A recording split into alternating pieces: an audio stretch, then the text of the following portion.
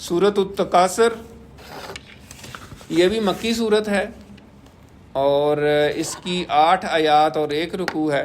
بسم اللہ الرحمن الرحیم۔ الہاکم التکاثر حتی زرتم المقابر کلا سوف تعلمون ثم کلا سوف تعلمون کلا لو تعلمون علم الیقین لترون الجحیم ثم لترونها عین الیقین ثم لتسألن یومئذ عن النعیم۔ صدق اللہ العظیم۔ سورۃ التکاثر جو ہے اس میں جو مضمون ہے وہ ہے کہ دنیا کا جو ہم مال کثرت سے جمع کرنے کی کوشش کرتے ہیں اس کی جو ہے نا بیان کی گئی ہے، اس کی کہ اس طرح نہیں کرنا چاہیے۔ الہاکم التکاثر، تم کو غفلت میں ڈال دیا باہمی کثرت نے، کثرت کی ہوس نے، یعنی ایک دوسرے کے ساتھ۔ اب اس کے 3 مفہوم بیان کیے ہیں مفسرین۔ ایک یہ ہے کہ تمہیں غفلت میں ڈالا رکھا دنیا کا مال اکٹھا کرنا کثرت سے، یعنی اب اس میں کئی چیزیں ہو سکتی ہیں، جو بھی چیز انسان کو پسند ہو، دل کو پسند ہو، وہ انسان اکٹھی کرتا ہے۔ جیسے مال ہے، جیسے اولاد ہے۔ اولاد پہلے تو زیادہ یعنی رکھنے کا شوق ہوتا تھا، یعنی زیادہ اولاد پیدا کرنے کا، اب تو خیر وہ بھی اس طرح نہیں رہا۔ اور اس کے علاوہ جو ہیں یعنی عہدہ ہے، اور جو بھی دل پسند چیزیں ہیں، جیسے کسی کو گاڑیوں کا شوق ہو تو وہ کہے گا کہ میرے پاس اتنی گاڑیاں ہوں، یا اور چیزوں کا شوق جو بھی انسان کو پسند ہو، کسی کو اچھے سوٹ رکھنے کا شوق ہو سکتا ہے۔ تو یہاں پہ بات ہو رہی ہے الہاکم التکاثر، تم کو یعنی تم سب کو غفلت میں ڈال دیا کثرت کی ہوس نے۔ اب ایک تو یہ ہے کہ انڈیویجولی زیادہ چیزیں جمع کرنا، پھر یہ ہے کہ باہمی مفاخرت کے لیے، یعنی مقابلے میں کہ اس کے پاس اتنی چیز ہے تو میرے پاس کیوں نہیں ہے، میں بھی اتنی جمع کر لوں، اس کے پاس یہ چیزیں ہیں تو میں بھی کیوں نہ کروں، اس نے یہ لے لیے تو میں کیوں نہ لوں، بغیر اس کو کچھ کہے۔ ایک دوسری سٹیج یہ ہے، اور تیسری سٹیج یہ ہے کہ پھر فخر کرنا، یعنی بھائی کون سی گاڑی رکھی ہوئی ہے، یار میں نے تو یہ رکھی ہے، میرے پاس تو یہ ہے، میرے پاس ویزل ہے، یعنی اس کو جتانا، دکھانا، فخر کرنا۔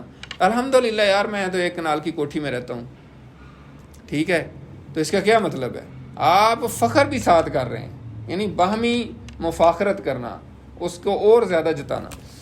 تو اللہ تعالیٰ یہاں فرما رہے ہیں کہ تمہیں کثرت کی ہوس نے غافل کر رکھا ہے، تم اسی چکر میں پڑے ہو، 99 کے چکر میں، اسی دنیا میں پڑے ہوئے ہو۔ حتی زرتم المقابر، یہاں تک کہ تم نے قبریں جا دیکھی، یعنی انسان اسی چکر میں پڑا رہتا ہے یہاں تک کہ وہ قبر جا کے دیکھ لے، یعنی اس کو ہوش تب آتی ہے جب موت آ جاتی ہے۔ حضرت علی رضی اللہ تعالیٰ عنہ کا قول ہے کہ لوگ سوئے ہوئے ہیں، اس وقت جو لوگ ہیں وہ سوئے ہوئے ہیں، موت آنے سے جاگیں گے، یعنی جب موت آئے گی نا، اوہ یار میں یار زندگی میں کچھ کام، یار بس زندگی مصروف ہی گزر گئی ہے، پتہ ہی نہیں چلا۔ جب بندے کی جان نکلنے لگتی ہے پھر بندہ کہتا ہے ایک اور حدیث میں آتا ہے کہ انسان جو ہے وہ کیا کرتا ہے، وہ دنیا میں مصروف رہتا ہے، لگا رہتا ہے، مال جمع کرتا رہتا ہے، جب دیکھتے ہیں نا موت کے فرشتے آ گئے پھر کہتا ہے اس کو بھی صدقہ دے دو، اتنا ہے، اس کو اتنے دے دو، اس کو اتنے دے دو، اس کو اتنے دے دو۔ تو حضور پاک کہتے ہیں اب تو وہ اس کے ہو ہی گئے، یعنی اب اس کا کیا رہ گیا، کچھ بھی نہیں رہ گیا، اب تو ظاہر سی بات ہے اس کے ہو گیا، وہ تو جا رہا ہے نا، باقی اس کے پاس کیا رہ گیا۔ تو یہاں یہی بات بتائی جا رہی ہے الہاکم التکاثر، تم کو غفلت میں ڈالا ہوا ہے کثرت کی ہوس نے، حتی زرتم المقابر، یہاں تک کہ تم نے قبریں جا دیکھی۔ اس پہ ایک واقعہ بھی مفسرین نے بیان کیا ہے کہ بنی عبد مناف جو حضرت ہاشم کے والد تھے، ان کا جو قبیلہ تھا، ان کا کسی دوسرے قبیلے کے ساتھ ایسی مقابلہ ہو گیا، انہوں نے کہا جی ہماری تعداد زیادہ ہے، ہمارے لوگ زیادہ ہیں، آپس میں وہی کثرت کی جو مفاخرت ہے، فخر کرنا۔ تو انہوں نے کہا نہیں ہمارے زیادہ ہیں، تو بندے گننے شروع کر دیے، تو عبد مناف کے بندے زیادہ نکل آئے، دوسرے کے کم نکلے۔ انہوں نے کہا نہیں اب قبروں میں چلتے ہیں، اب ہمارے اتنے لوگ جو ہے نا مارے گئے ہیں جنگوں میں، قبریں گنتے ہیں پھر پتہ لگے گا کس کے، پھر قبریں جا کے گنی تو ان کے زیادہ نکلے۔ تو اس پہ یہ آیات نازل ہوئیں کہ یار تم کن چکروں میں پڑے ہوئے۔ تو اصل اس کا مفہوم یہی ہے کہ انسان جو ہے وہ غفلت میں رہتا ہے، دنیا جمع کرنے کے چکر میں لگا رہتا ہے اور اس گھن چکر سے باہر ہی نہیں نکلتا. جب اس کو موت آتی ہے پھر اس کو پتہ چلتا ہے ہو یار میں کس چکر میں پڑا رہا ہوں. کلا سوف تعلمون، ہرگز ایسا نہیں کرنا چاہیے، ان قریب تم جان لو گے. ثم کلا سوف تعلمون، پھر ہرگز ایسا نہیں کرنا چاہیے، تم ان قریب جان لو گے. کلا لو تعلمون علم الیقین، ہرگز ایسا نہیں، کاش کہ تم علم یقین سے جان لیتے. یقین کی مفسرین نے 3 قسمیں بیان کی ہیں. ایک ہوتا ہے علم الیقین، پھر ہوتا ہے عین الیقین، اور پھر تیسرا ہوتا ہے حق الیقین.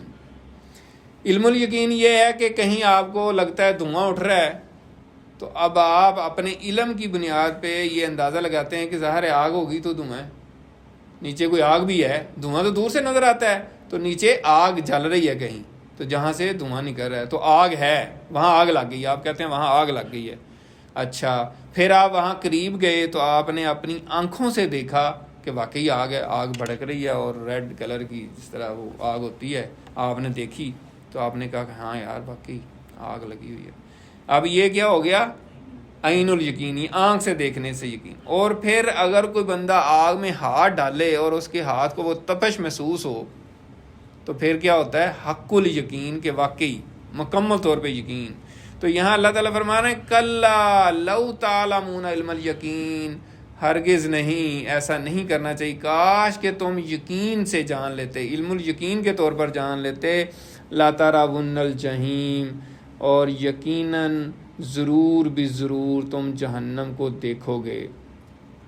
ثم لا ترونہا عین الیقین، پھر سن لو گے تم اسے آنکھوں دیکھے یقین کے ساتھ دیکھ لو گے، یعنی عین الیقین کے لیول پہ دیکھ لو گے.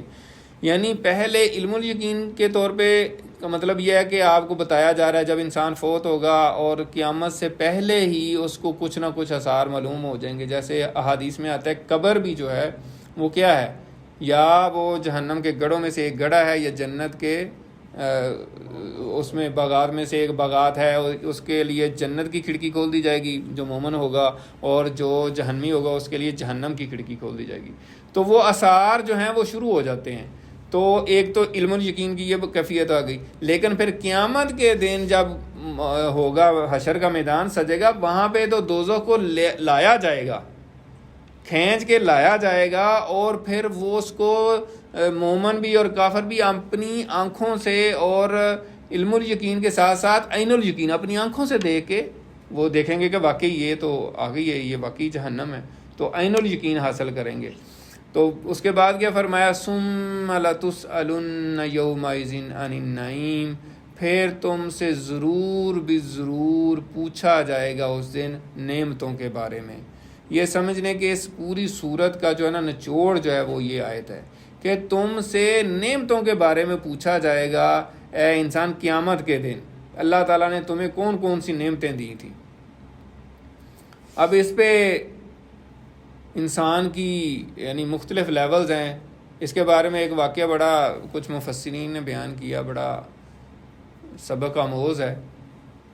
اسی طرح کسی شخص کو کہا گیا کہ یا اس کے سامنے یہ آیت پڑھی گئی تو اس نے کہا کہ اللہ تعالیٰ نے کیا دیا ہے جو ہم اس کی نعمتوں کا شکر ادا کریں، یا نعمتوں سے وہ پوچھے گا نا نعمتوں کے بارے میں. تو کوئی وقت گزرا، اس کو تجارت کی یا کہیں گیا، بہرحال مختصر قصہ یہ ہے کہ اس کو کہیں سے 3 جو ہے وہ خچر جو ہے زر و جواہرات کے ملے. تو وہ جا رہا تھا لے کے، بڑا خوش ہوا کہ یار اتنا مال مجھے مل گیا ہے. تو وہ جا رہا تھا تو اس کے پاس کھانے پینے کو کچھ نہیں تھا. ظاہر ہے بعض اوقات ہوتا ہے بندہ سفر میں جا رہا ہے تو کھانے پینے کو کچھ نہیں ہے. بہرحال جس طرح واقعہ بیان کیا ہے تو وہ جنگل میں جا رہا تھا تو شدید ترین اس کو بھوک لگنی شروع ہو گئی. اب اس نے کہا کہ یار جان تو بچانی ہے، بھوک بہت لگی ہے، اب کیا کریں.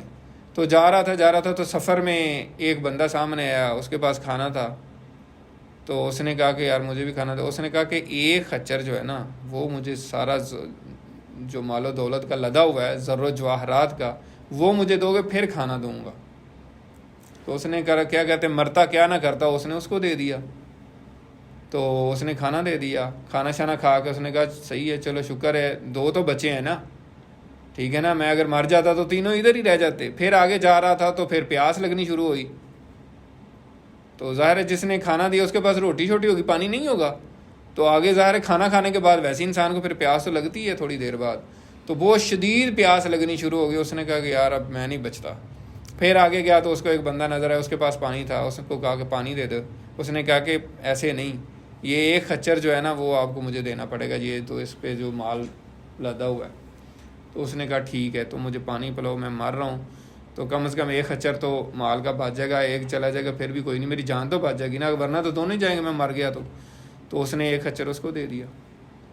اب کھانا بھی کھا لیا، پانی بھی پی لیا، تو ایک خچر بچ گیا جس کے اوپر زر و جواہرات لدے ہوئے تھے، جا رہا تھا۔ اب ظاہر انسان ہے، پروسیس ہوتا ہے، کھانا ہضم ہوتا ہے تو واش روم آتا ہے، پخانہ آتا ہے، تو اب اس کو وہ حاجت محسوس ہوئی لیکن وہ خارج نہیں ہو رہا، پتہ نہیں کیا اس کے اندر گڑبڑ ہو گئی، ٹھیک ہے۔ اب وہ اس کو بہت شدید تکلیف، سمجھ لیں کہ جیسے دماغ پھٹنے والا ہو رہا ہے اور بہت تکلیف، اور یہ کسی کو اگر کبھی ایکسپیرینس ہوا ہو اس طرح تو بہت یعنی تکلیف دہ ایک امر ہے، اندر سے ایک چیز جو ہے نا وہ خارج مادہ نکلنا ہے، زہر ہے، تو وہ نہیں کرا۔ تو آگے جا رہا ہوتا تھا، ایک طبیب اس کو نظر آتا ہے، تو اس کو اپنی بتاتا ہے کہ یار یہ صورتحال ہے، تو میں جو مرنے لگا، اس نے کہا کہ میں جو ہے نا تمہارا علاج کرتا ہوں، تم ٹھیک ہو جاؤ گے، لیکن یہ پورے کا پورا خچر جو ہے نا لدا وہ مجھے دے دو۔ تو وہ کہتا ہے اب جان تو بچانی ہے یار، تو وہ اس کو دے دیتا ہے اور وہ اس کا علاج کرتا ہے، ٹھیک ہو جاتا ہے۔ پھر اس کو حادثے غیبی سے آواز آتی ہے کہ اب تمہیں پتہ چلا کہ اللہ کی نعمتیں کیا ہیں، یعنی اللہ تعالیٰ کھانے کو دے رہا ہے، پینے کو دے رہا ہے، اور صرف آخری بات ہی سوچ لیں نا انسان، باقی تو چھوڑ ہی دیں کہ یہ انسان جو کھا کے خارج کرتے ہیں نا، یہی اگر اس میں کوئی پرابلم ہو جائے تو ساری اس کو دن میں تارے نظر آ جاتے ہیں۔ تو انسان کے اوپر اللہ تعالیٰ کی اتنی نعمتیں ہیں، اللہ تعالیٰ فرماتا ہے ان تعدوا نعمت اللہ لا تحصوها، کہ اگر تم اللہ تعالیٰ کی نعمتیں گنو تو اس کی نعمتیں شمار نہیں کر سکتے۔ اور نعمتوں کی مختلف کیٹیگریز ہیں، یعنی جسمانی نعمتیں ہیں، روحانی نعمتیں ہیں، نفسیاتی ہیں، مالی ہیں، اب بال بچہ ہے، آپ کا نوکری ہے یا آپ کا کاروبار ہے، ٹھیک ہے، دوست احباب ہیں، ماحول ہے، امن ہے، یعنی آپ کے جسم کی، یعنی آنکھ ہے، اللہ تعالیٰ نے آنکھیں دی ہیں، کان دیے ہیں، مطلب جسم دیا ہے، ٹانگیں دی، ہاتھ دیے ہیں، یہ انگلیاں 5 جو ہیں، اس میں ذرا سا انگلی کیا، انگلی کا ناخن ذرا سا کچھ ہو جائے نا تو بندہ باں باں کرنا شروع کر دیتا ہے۔ تو اللہ تعالیٰ کی نعمتیں تو انسان گن ہی نہیں سکتا، اور ہم جب اللہ کی نعمتیں گنتے نہیں ہیں، ان کا شکر ادا نہیں کرتے، تو پھر کیا ہوتا ہے، ناشکری بڑھتی جاتی ہے اور پھر ہمیں ٹینشنیں بڑھتی ہیں۔ ٹینشنیں تبھی بڑھتی ہیں جب ہم اللہ کا شکر ادا نہیں کرتے۔ ذرا سی بات پہ تو ہم بڑی وہ کرتے ہیں، ہم نے پچھلی صورت میں بھی پڑھا تھا کہ انسان جو ہے نا بڑا وہ ہے، ناشکر ہے، یعنی اللہ کی نعمتیں ملیں تو ان کا ذکر نہیں، اور ذرا سی کوئی تکلیف آئے تو اس پہ وہ بہت چیختا ہے، چلاتا ہے۔ تو اس حوالے سے حضرت ابو ہریرہ رضی اللہ تعالیٰ عنہ نے بھی ایک حدیث بیان کی ہے، وہ کہتے ہیں کہ جب یہ آیت نازل ہوئی تو صحابہ نے بھی اس طرح کی بات کی، انہوں نے کہا کہ حضور ہم تو 2 کالی چیزیں ہمارا کھانا ہے اور دشمن سر پہ ہے، تو اللہ تعالیٰ ہم سے بھی پوچھے گا؟ یعنی 2 کالی چیزیں مطلب یہی ہے کہ کھجور اور پانی، 2 چیزیں ہمیں میسر ہیں، دشمن سر پہ، اور ہر وقت ہم گلے میں جو ہے نا تلواریں لٹکائے پھر رہے ہیں، یعنی ہماری بہت ہی خطرناک صورتحال ہے۔ اور ایسا ہی تھا مدینے میں شروع میں۔ تو آپ نے فرمایا ہاں اس کے باوجود بھی تم سے پوچھا جائے گا، ایسا ہی ہوگا۔ اور اسی طرح حضرت جابر بن عبداللہ رضی اللہ تعالیٰ عنہ وہ فرماتے ہیں کہ ایک دفعہ رسول اللہ صلی اللہ علیہ وسلم ہمارے ہاں تشریف لائے اور ہم نے آپ صلی اللہ علیہ وسلم کو کھجوریں اور پانی پیش کیا، تو اس پہ بھی حضور پاک صلی اللہ علیہ وسلم نے کہا کہ ان نعمتوں کے بارے میں پوچھا جائے گا۔ اس کے علاوہ جو ہے مسلم شریف کی ایک حدیث ہے، اس کو امام جو ہے نا ابن کثیر نے اپنی تفسیر ابن کثیر میں بیان کیا، اور بڑی مزیدار، بڑی پیاری، اور میں نے حدیث پڑھی تو میں نے اس کو ریئلی انجوائے کیا اور بہت اپریشیٹ کیا، بہت مزہ آیا، مجھے دل کو ٹھنڈک پہنچی۔ یعنی حدیث جو ہے خود ہی ایک سمندر ہے، اور اس میں جو حکمت ہے اور جو مزہ آتا ہے اگر دل کے ساتھ بندہ پڑھے۔ بہرحال مجھے تو بہت مزہ آیا، میں نے کل پڑھی۔ حدیث یہ ہے کہ حضور پاک صلی اللہ علیہ وسلم دوپہر کا وقت تھا، گھر سے باہر نکلے، بھوک کی وجہ سے تھا ہی کچھ نہیں کھانے کو، تو بھوک نے اتنا تنگ کیا کہ گھر سے باہر نکلے. تو تھوڑی دیر بعد جو ہے نا حضرت ابو بکر بھی باہر نکلے. تو حضور پاک صلی اللہ علیہ وسلم نے پوچھا کہ ابو بکر تمہیں کس چیز نے گھر سے باہر نکالا ہے؟ تو انہوں نے کہا حضور جس چیز نے آپ کو گھر سے باہر نکالا اسی نے مجھے نکالا ہے. اتنے وہ یعنی رازدار تھے، یعنی کہ حضور پاک کی طبیعت کو سمجھتے تھے. جزاک اللہ. تو تھوڑی دیر گزری تو حضرت عمر رضی اللہ تعالیٰ عنہ بھی باہر نکل آئے. تو ان سے بھی پوچھا تو انہوں نے کہا حضور مجھے تو بھوک لگی ہے، یا انہوں نے بھی اس طرح بتا دیا. تو حضور پاک صلی اللہ علیہ وسلم نے فرمایا کہ چلو چلتے ہیں، انشاءاللہ تعالیٰ کھانا بھی ملے گا اور پینے کو بھی ملے گا. بڑی ایسے حدیث میں نا بڑی حکمتیں، بڑی باتیں ہیں، بڑا یعنی مزہ آتا ہے. آپ دیکھیں کتنا حضور پاک کو یقین تھا کہ چلے آئیں ملے گا سارا کچھ. چل پڑے. اور پھر حضرت ابو الحسن ایک صحابی رسول ہیں، ان کے باغ کے دروازے پہ پہنچے. وہاں پہ بھی اس وقت بھی فارم ہاؤسز ہوتے تھے، ٹھیک ہے نا، یعنی پورے باغ کے اندر ہی گھر تھا کھجوروں کے باغ میں. تو دروازہ ناک کیا. تو ایک دفعہ حضور پاک صلی اللہ علیہ وسلم نے دروازہ ناک کر کے کہا السلام علیکم. تو آگے سے کوئی آواز نہیں آئی. پھر دروازہ ناک کیا، السلام علیکم، دروازہ ناک کیا، پھر کوئی آواز نہیں آئی. پھر تیسری دفعہ کیا السلام علیکم، دروازہ ناک کیا، کوئی آواز نہیں آئی. تو ظاہر ہے آپ نے دوسروں کو جو تعلیم دی تھی صحابہ کو کہ 3 دفعہ ناک کرنا ہے، اگر کوئی جواب نہ آئے تو واپس چلے جائیں، آپ واپس مڑ گئے.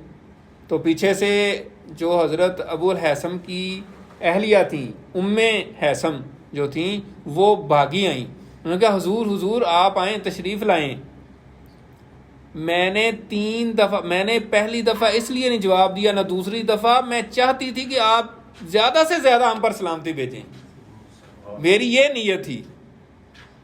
یعنی میں چاہ رہی تھی کہ اللہ کے نبی زیادہ دفعہ السلام علیکم، تم پر سلامتی ہو، تم پر سلامتی ہو، تم پر سلامتی ہو. تو میں اس لالچ میں جواب نہیں دیا.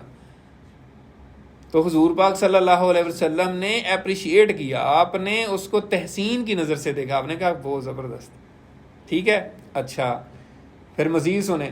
پھر یہ ہے کہ ظاہر ایک اخلاقی طور پہ ایسا ہی ہونا چاہیے. آپ نے فرمایا کہ کدھر ہے ابو الحسن، یعنی آپ کا شوہر کدھر ہے؟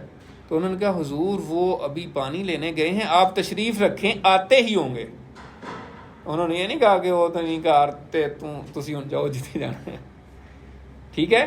انہوں نے کہا حضور آپ تشریف رکھیں، وہ ابھی گئے ہیں پانی لینے، پینے کا پانی، ٹھیک ہے نا، فلٹر واٹر، ٹھیک ہے. اس کو میٹھا پانی کہا جاتا ہے، لکھا بھی جاتا ہے میٹھا پانی، یعنی جو پینے کا پانی ہوتا تھا اس کو میٹھا پانی کہا جاتا تھا. تو وہ پانی لینے گئے، ابھی آتے ہی ہوں گے. تو حضور پاک اپنے صحابہ کے ساتھ بیٹھے ہی ہیں ابھی، تو تھوڑی دیر میں وہ آ گئے. وہ اتنے خوش ہوئے حضور پاک کو دیکھ کے، اتنے خوش ہوئے. انہوں نے کیا سٹیٹمنٹ دی، یہ بھی بڑی غور طلب اور بڑی ایمان افروز ہے. کہتے ہیں آج پوری دنیا میں مجھ سے بڑھ کر کوئی خوش قسمت نہیں ہے. تو کیا انہوں نے کہا، کہتے ہیں آج میرے گھر میں اللہ کے نبی آئے ہیں، جس گھر میں اللہ کے نبی اس سے بڑی خوش قسمتی کیا ہو سکتی ہے، آج مجھ سے بڑھ کر کوئی خوش قسمت نہیں ہے. اور اتنے خوش ہوئے. اور پھر ادھر ہی ساتھ ہی پھر کھجوروں پہ چڑھ کے، کیونکہ میں بتا رہا ہوں نا فارم ہاؤس یعنی باغ کے اندر ہی گھر تھا، تو ساتھ ہی کھجوریں تھیں، کھجوروں کے اوپر چڑھ گئے. پھر مختلف جو خوشے تھے کھجوروں کے انہوں نے توڑنے شروع کر دیے. مختلف قسم کی کھجوریں انہوں نے توڑی، کوئی کنجوسی نہیں کی.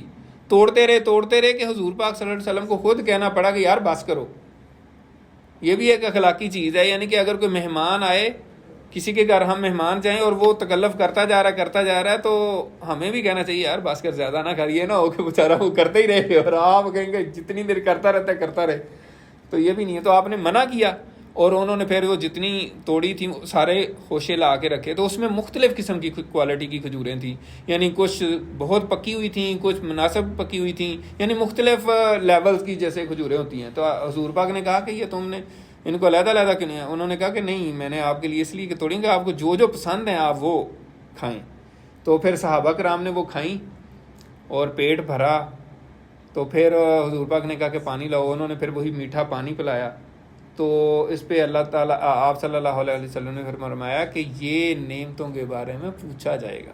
یہ اصل میں اس سے مطابقت جو ہے کہ نعمتوں کے بارے میں ثم لتسألن یومئذ عن النعیم، اس دن یعنی قیامت کے دن تم سے ضرور ان نعمتوں کے بارے میں پوچھا جائے گا. تو یہاں پہ آپ صلی اللہ علیہ وسلم نے فرمایا کہ ان نعمتوں کے بارے میں تم سے ضرور پوچھا جائے گا اور ان کا شکر ادا کرنا چاہیے۔ تو اللہ تعالیٰ سے دعا ہے کہ اللہ تعالیٰ ہم جو کچھ بھی پڑھیں سنیں اس پر عمل کرنے کی توفیق عطا فرمائے، اور خاص طور پہ جو اسکالر ہیں، جو علماء اکرام ہیں، وہ یہ کہتے ہیں کہ آپ اللہ کی نعمتوں کو شمار کرنے کی کوشش کیا کریں، یعنی بچوں کو خود کہیں، خود کو اپنے آپ کو کہیں کہ آپ لسٹ بنائیں اللہ کی نعمتوں کی۔ کبھی کبھی نا سوچنا چاہیے یار میرے اوپر اللہ کی کون کون سی نعمتیں ہیں، ان کو شمار کرنے کی کوشش کریں۔ پھر آپ دیکھیں گے کون سی چیز آپ کے پاس نہیں ہے، تو آپ دیکھیں گے کہ 1000 کی لسٹ بن گئی اللہ کی نعمتوں کی، اور ادھر 1 یا 2 ایسی چیزیں جو ابھی میسر نہیں ہیں آپ کو، ٹھیک ہے؟ تو پھر آپ کو احساس ہوگا کہ یار میں اتنا رولا ڈال رہا تھا، شور کر رہا تھا، میرے پاس یہ چیز نہیں ہے، یہ چیز نہیں ہے، اور اس کو ہی فوکس کیا ہوا تھا میں نے۔ پھر ہم فوکس کر لیتے ہیں، اسی پہ ساری توجہ رکھ لیتے ہیں نا کہ یار میرے پاس یہ نہیں، ہر وقت اسی کی گردان کہ یار یہ میرے پاس نہیں ہے، یہ میرے پاس نہیں ہے، یا مجھے یہ مسئلہ ہے، تو وہ پھر مسئلہ بڑھتا جاتا ہے۔ اور جب آپ اللہ کی نعمتوں کا شکر ادا کریں گے، گنیں گے، یار اللہ کا شکر ہے مجھے اللہ نے صحت دی ہے، میرے ہاتھ پیر آنکھیں کان سارا کچھ صحیح سلامت ہے، یہی بڑی نعمت ہے، اللہ تعالیٰ مجھے کھانے کو 3 وقت دے رہا ہے، اللہ میرا گھر بہترین ہے، میرے بچے ہیں، مطلب سارا کچھ ہے، ہر چیز اللہ تعالیٰ نے دی ہوئی ہے، تو میں کیوں پھر وہ کر رہا ہوں؟ تو پھر اللہ تعالیٰ آپ کو سکون ملنا شروع ہو جائے گا، اللہ تعالیٰ آپ کو سکون قلب جس کو کہتے ہیں نا، وہ تبھی ملے گا۔ تو اللہ تعالیٰ سے دعا ہے کہ اللہ تعالیٰ ہمیں عمل کی توفیق عطا فرمائے، اور اللہ تعالیٰ کی زیادہ سے زیادہ جو ہے نا نعمتوں کو جو ہے نا شمار کرنے کی، ان کا شکر ادا کرنے کی توفیق عطا فرمائے۔ وآخر دعوانا ان الحمد للہ رب العالمین۔ سبحانک اللہم وبحمدک، نشہد ان لا الہ الا انت، نستغفرک ونتوب الیک۔